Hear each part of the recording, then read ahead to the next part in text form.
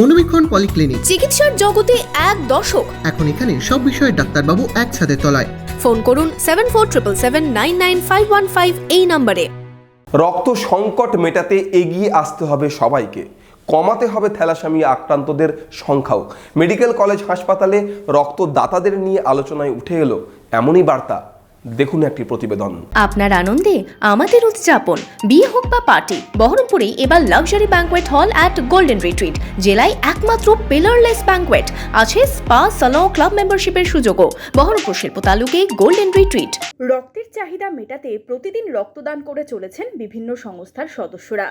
রক্ত আন্দোলনকে এগিয়ে নিয়ে যাওয়ার পাশাপাশি মুমূর্ষু রোগী থেকে থ্যালাসেমিয়া রোগীদের সাহায্যার্থে কখনো ক্যাম্পে আবার কখনো হাসপাতালে গিয়ে করে চলেছেন রক্তদান শিবির। এমনই বহু মানুষকে সংবর্ধনা জানানো হলো মুর্শিদাবাদ মেডিকেল কলেজ হাসপাতাল ও ব্লাড ব্যাংকের পক্ষ থেকে। মঙ্গলবার এমনই বহু সংস্থার সদস্যদের রক্তদানে উৎসাহিত করতে সংবর্ধনা জানানো হলো। ব্লাড দিতে খুব আনন্দ হয় এবং প্রতিদিনকার ধরে 7 থেকে 8টা রিকুইজিশন আমরা অলরেডি পার ডে আমরা সেই রিকুইজিশনের ব্লাড ম্যানেজ করি বহরমপুর মেডিকেলে। আমরা রাত্রি 1টা 2টো কোনো মানুষের বিপদের কথা শুনলে মানববন্ধন কখনোই বসে থাকে না। মানববন্ধন সকল সময় মানুষের পাশে থাকে আপদে বিপদে। বছরে কখনো 3 বার, বছরে 4 বার, এই হিসাবে একটা ক্যালকুলেট করে 98 বার করতে। কত বছর বয়স থেকে দিচ্ছেন? কখনো ক্যাম্পে, কখনো মানে গ্রিন হাউস ব্লাড ব্যাংক। কত বছর থেকে দিচ্ছেন এবার?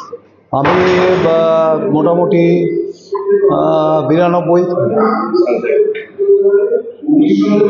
এই রক্তদান করে কেমন লাগে?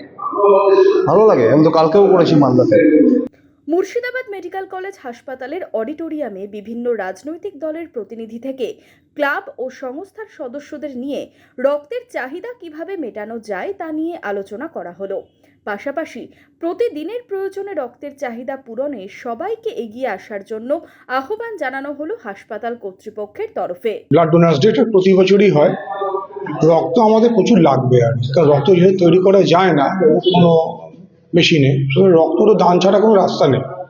রক্তদান তো আমাদের বেশি, আমাদের সবসময় রক্তের ঘাটতি থাকে, যেটুকু দরকার তার থেকে রক্ত অনেক বেশি লাগে। তো কিছু তো করার নেই, সবাইকে এগিয়ে আসতে হবে। সবাইকে এগিয়ে না আসলে কোনোভাবে রক্তের ঘাটতি কমানো যাবে না। রক্ত সংকট মেটাতে রক্তদানের পাশাপাশি থ্যালাসেমিয়া আক্রান্তের সংখ্যা কিভাবে কমানো যায় তা নিয়েও পরামর্শ দিলেন প্রশাসনিক আধিকারিকরা।